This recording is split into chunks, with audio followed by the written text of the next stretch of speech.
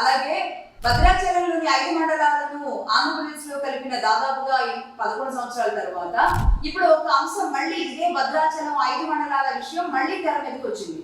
అయితే ఇప్పుడు ఇక్కడ ఇది ఎందుకు పర్టికులర్ కీలకం అయింది అంటే అమిత్ షాకి నేరుగా ఖమ్మానికి ప్రాతినిధ్యం వహించే ఒక సీనియర్ నాయకుడు, ఇప్పుడు ప్రస్తుత కాంగ్రెస్ మంత్రి తుమ్మల నాగేశ్వరరావు స్వయంగా ఈ లేఖ రాయడం ఇంకాస్త ప్రాధాన్యం సంతరించుకుంది. ఈ 5 మండలాల విషయంలో అనేక ఇబ్బందులు పడుతున్నాము అంటూ చాలా వినమ్రపూర్వకంగానే ఆ లేఖ రాసినప్పటికీ ఆ లేఖ ఇంపాక్ట్ అటు డైరెక్ట్ గా కేంద్ర హోంమంత్రి అమిత్ షాకి, అలాగే 2 తెలుగు రాష్ట్రాల ముఖ్యమంత్రులకి, ఇటు తెలంగాణ ముఖ్యమంత్రి రేవంత్ రెడ్డికి, అటు ఆంధ్ర ముఖ్యమంత్రి చంద్రబాబు నాయుడు గారికి ఇద్దరికి కూడా ఈ లేఖ రాయడం మాత్రం చాలా ప్రాధాన్యత సంతరించుకుంది. ఈ 5 గ్రామాల విషయంలో పోలవరం కడితే కనుక 5 గ్రామాలు అక్కడే ఉండాలి అని చంద్రబాబు నాయుడు గారు ఒక రకంగా పట్టుబట్టి ఆ 5 మండలాలని ఆయన విలీనం చేయించడం ఎన్డీఏ టైంలో 2014లో జరిగింది. బట్ ఇప్పుడు ఈ అంశం ఎందుకు తెర మీదకి వచ్చింది? ఇది 5 మండలాలని మళ్ళీ వెనక్కి ఇవ్వడం సంభవం అయ్యే విషయమేనా? మరి ఆయన చేర్చిన కొన్ని కీలకమైన అంశాలు కనుక మనం ప్రస్తావిస్తే, రాముడు భూములు, భద్రాచలం అనేది ఒక అనుబంధంతో కూడుకున్న ఒక ముడిపడి ఉన్న అంశం.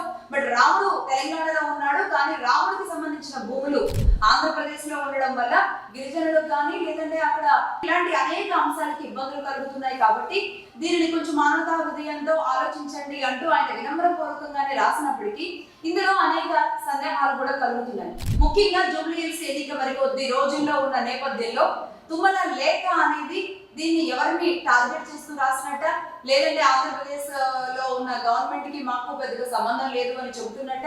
ఎందుకంటే ఇదే స్ట్రాటజీలు ఏదో ఒక అంశం తెలంగాణలో ఏ చిన్న ఎన్నిక జరిగినా ఆనాటి జగన్మోహన్ రెడ్డి గారు అధికారంలో ఉన్నప్పుడు కేసీఆర్ గారో లేదంటే కేటీఆర్ గారో లేదంటే ఇంకెవరైనా బీఆర్ఎస్ మంత్రుల్లో ఆనాడు ఆంధ్రప్రదేశ్ లోని ఏదో ఒక అంశాన్ని కెలుపుతూ ఉండేవాళ్ళు. ఒక రకంగా అది ఏదో ఒక విషయం, అది ఇక్కడ ఉన్న వాళ్ళు, ఆంధ్రాలో ఉన్న వాళ్ళందరూ లంకేయులే, ఆ లంకలో ఉన్న వాళ్ళందరూ రాక్షసులే అంటున్నో లేదు ఏదో ఒకటి.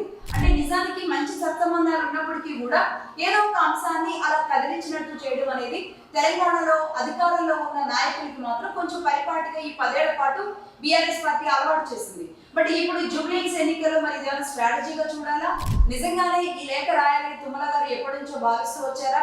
అయితే ఇప్పుడే ఎందుకు రాశారు? ఇలాంటి అనేక అనుమానాలు అయితే ఖచ్చితంగా వస్తాయి. బట్ ఇది జూబ్లీ హిల్స్ ముఖ్యంగా ఆయన ఆంధ్రప్రదేశ్ లో ఉన్న అధికార పార్టీ సామాజిక వర్గానికి చెందిన వ్యక్తిగా, అదే పార్టీ నుంచి వచ్చిన వ్యక్తిగా, గతంలో మంత్రిగా కూడా చేసిన అనుభవం ఉన్న వ్యక్తిగా, మరి తుమ్మల నాగేశ్వరరావు గారు జూబ్లీ హిల్స్ ఎన్నికల్లో ఎక్కువగా ఇక్కడ కమ్మ కమ్యూనిటీ అనేది కూడా జూబ్లీ హిల్స్ చుట్టుపక్కల ప్రాంతాల్లో సెటిలర్స్ కూడా ఎక్కువగా ఉంటారు. కాబట్టి మరి ఈయన పర్టికులర్ గా ఈ అంశాన్ని కదిలించడం అనేది మరి కాంగ్రెస్ పార్టీకి ప్లస్ అవుతుందా, మైనస్ అవుతుందా?